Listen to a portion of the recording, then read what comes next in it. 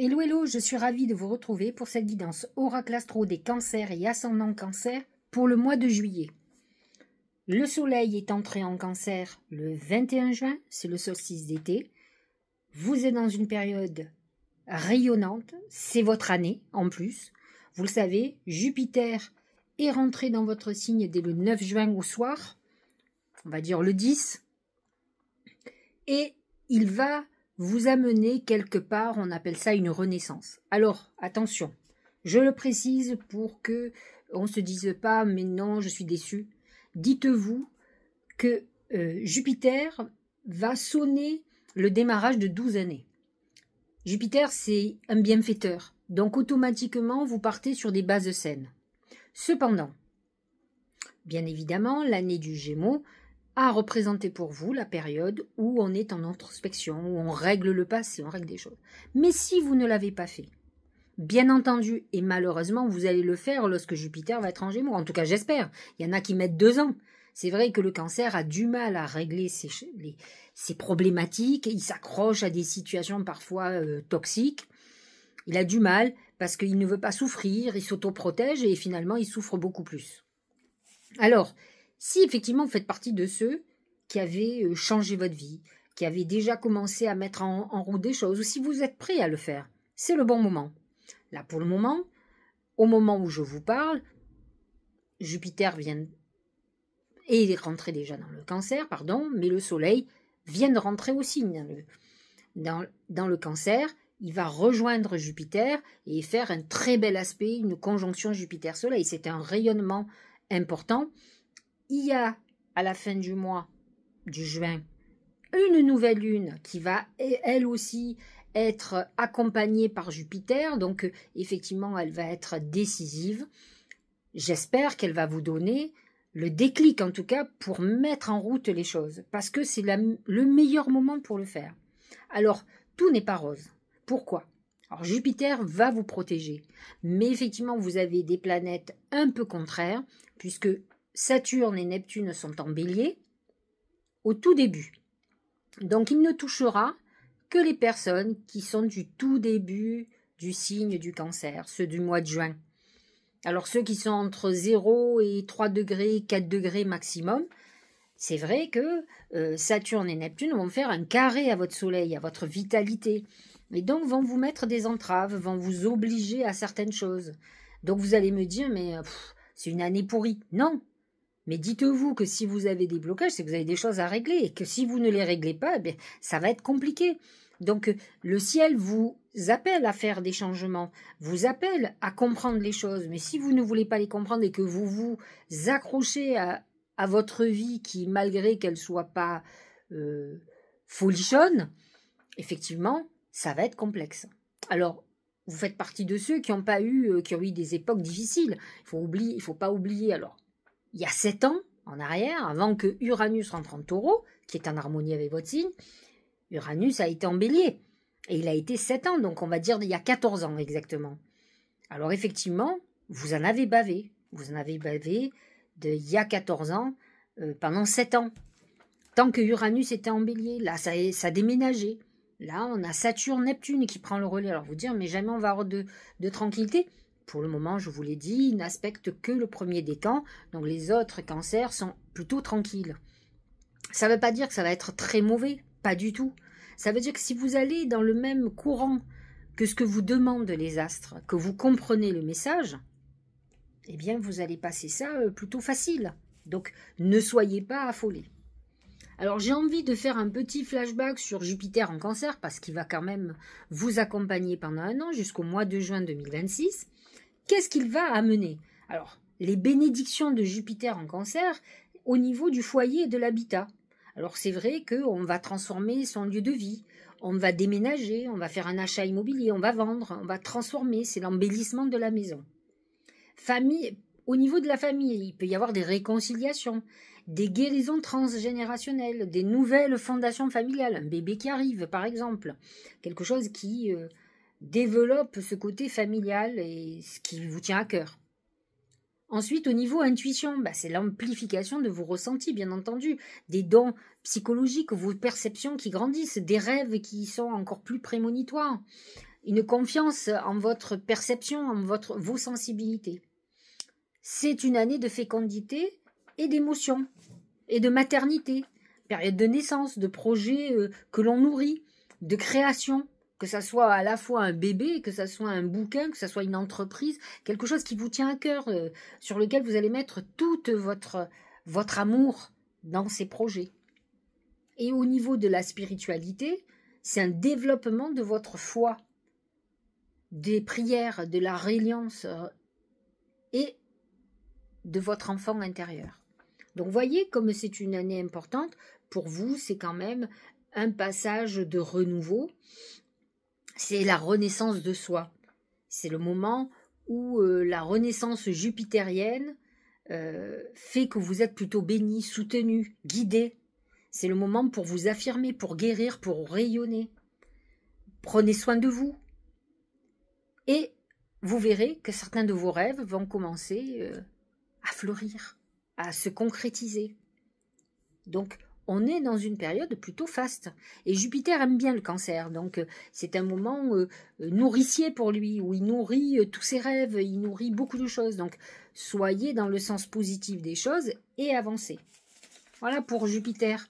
Donc, il est positionné dans votre signe, il est entre 4 degrés et 11 degrés. Donc, pour le moment, il touche le premier décan et il commence à toucher le deuxième décan.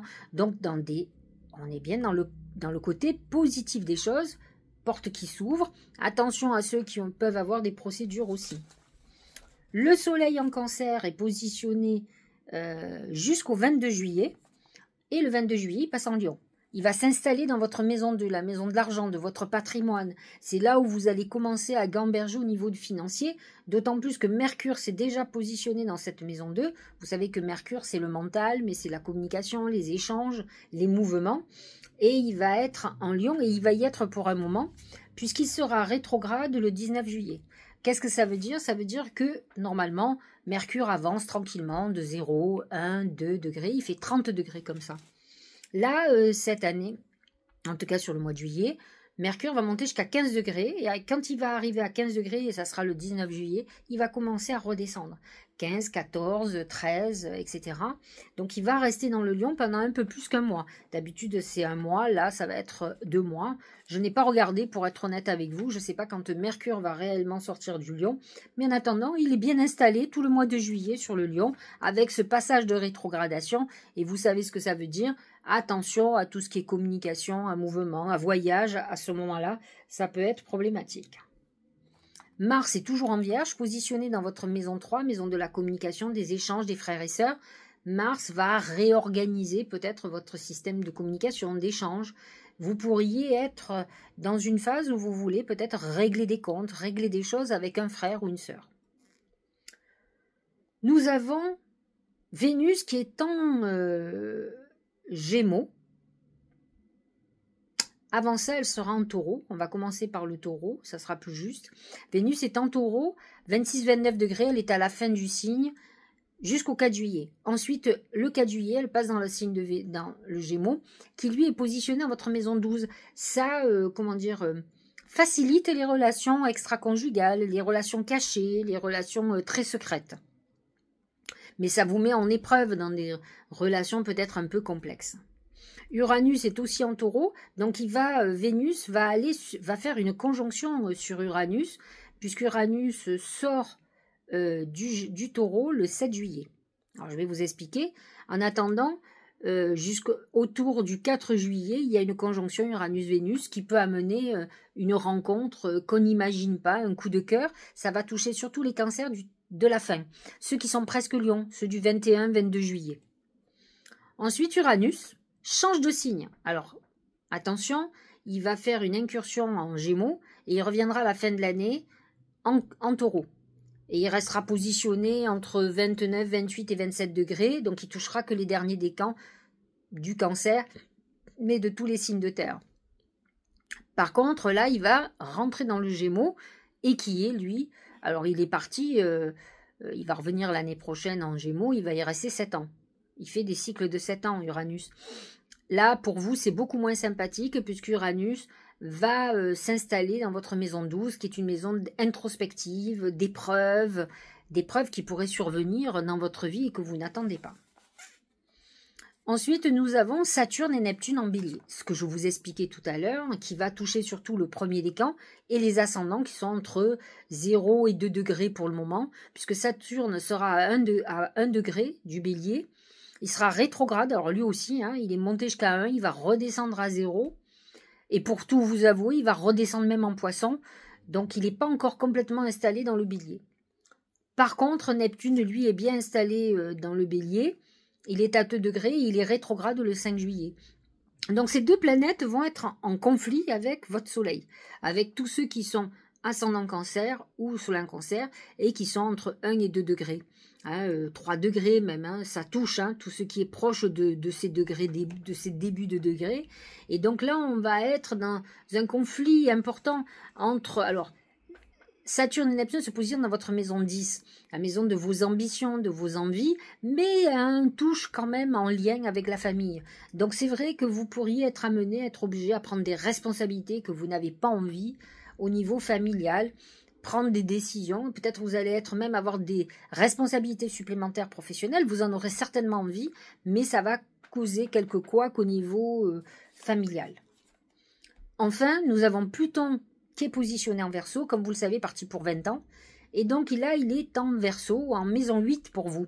Maison de l'argent, maison de la sexualité, maison de la transformation. Pluton est dans sa maison. Il va amener... Alors, Pluton en Verseau transforme les choses, souvent sous forme dramatique, pour vous libérer. Voyez ce dont vous avez besoin de vous libérer. Vous pouvez, pour certains cancers, vivre un deuil, alors libérateur peut-être pour vous ou pour la personne qui va partir, mais en tout cas qui va transformer considérablement votre vie, y compris vos finances. Alors, comme je vous l'ai expliqué, nous avons une nouvelle lune très importante pour vous qui sera le 25 juin, qui est en cancer à 4 degrés, qui va annoncer le début de cette période de cancer et qui en plus va être soutenu par Jupiter. Donc Jupiter qui est tout début de son signe, comme je vous l'ai expliqué, il est autour de 4-5 degrés, donc il va être dès le début là, il est en conjonction avec cette lune au mois de juin, et donc fin juin. Et donc ensuite nous aurons une pleine lune en Capricorne qui touche elle votre manière d'être, la vision qu'ont les autres de vous, à 18 degrés 50 et ça sera le 10 juillet.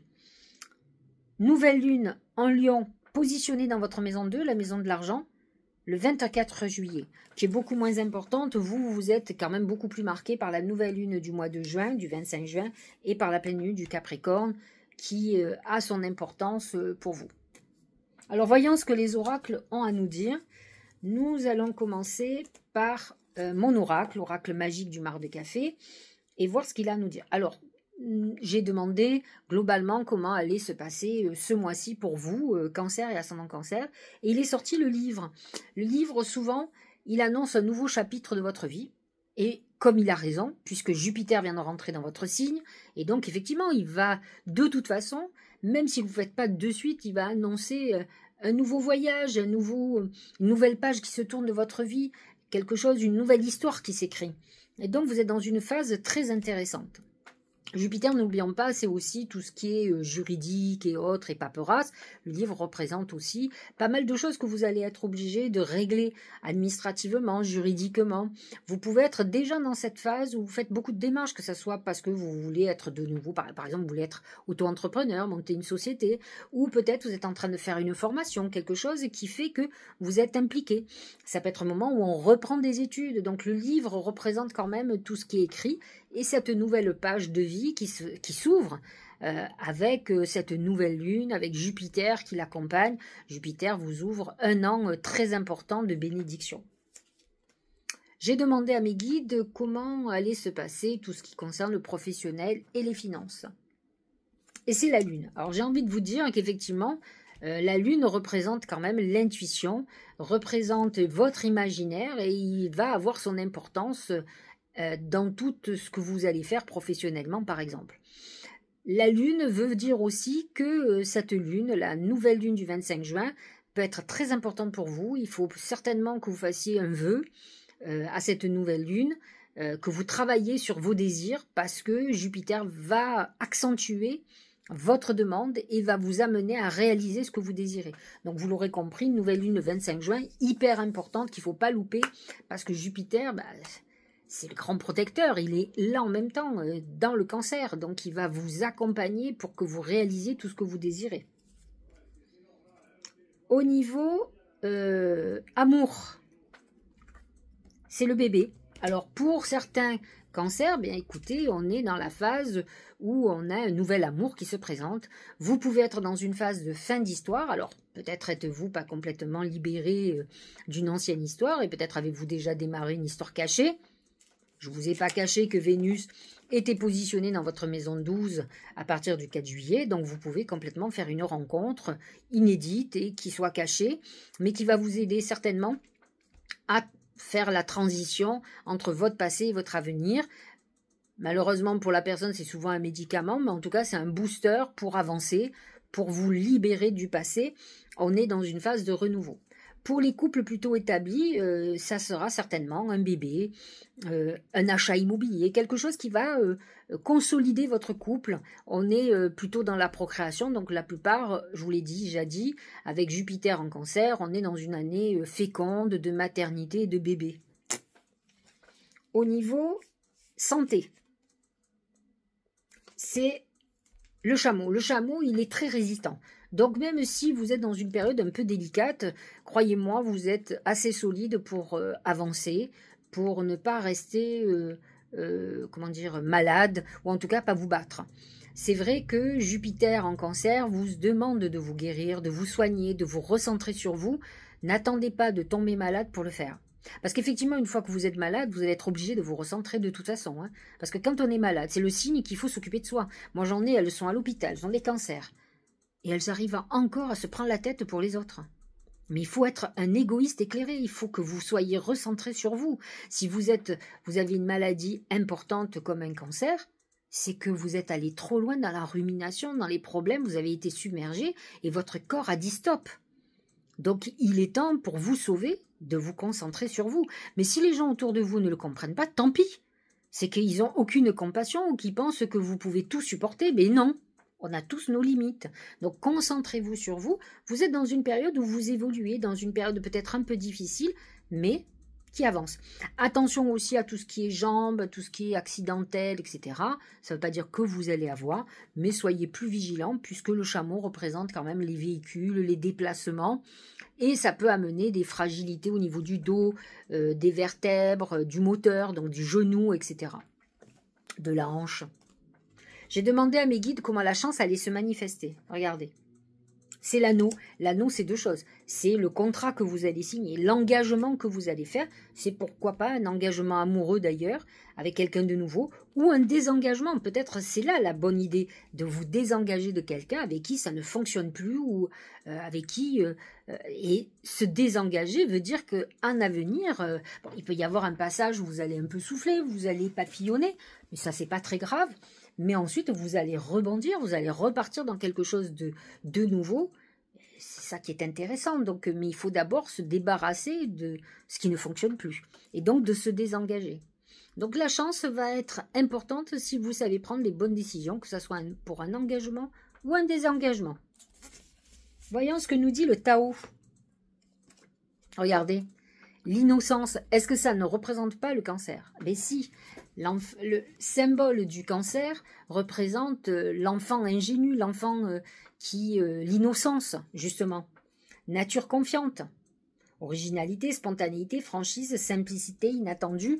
Donc vous êtes dans cette période où vous vous retrouvez vous-même. Ça peut être une très bonne chose. Vous savez, en vieillissant, nous tous, hein, quel que soit notre signe, mais peut-être les cancers vont être encore plus marqués.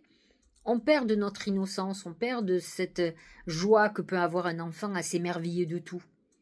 Donc c'est ça qu'il faut retrouver. Alors je ne vous dis pas de devenir un enfant, un grand enfant attardé, mais par contre arriver à rire, à siffler.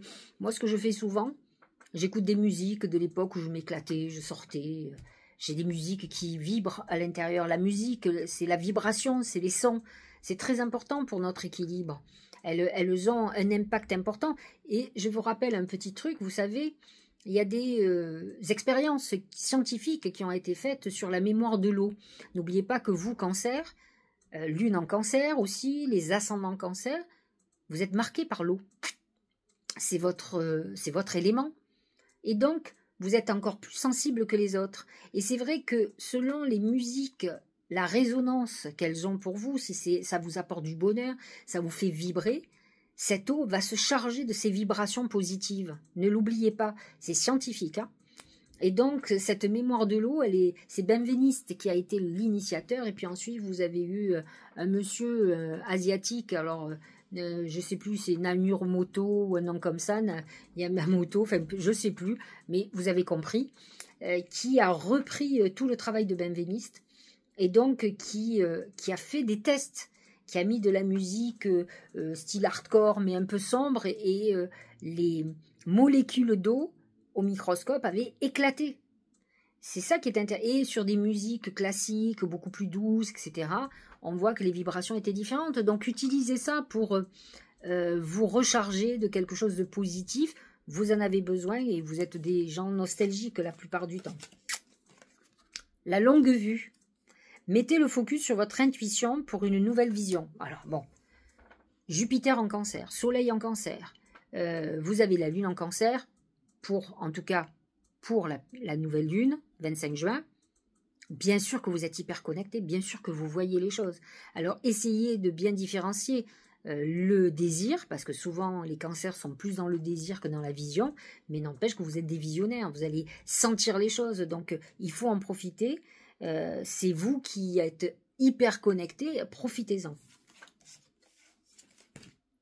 Regardez, merveilleuse écoute. En prêtant une oreille attentive à l'autre, vous percevez la mélodie du murmure du monde. Il y a une notion aussi empathique, hein, c'est vrai que le cancer est plutôt empathique. Je ne vous dis pas de ne vous occuper que de vous, mais vous devez d'abord être la priorité. Maintenant, effectivement, l'écoute est aussi l'écoute de vos guides, de ce que l'intuition vous dit. Vous êtes dans cette énergie de toute façon, je vous l'ai dit, et les oracles là-dessus sont tous d'accord. Regardez, fluidité.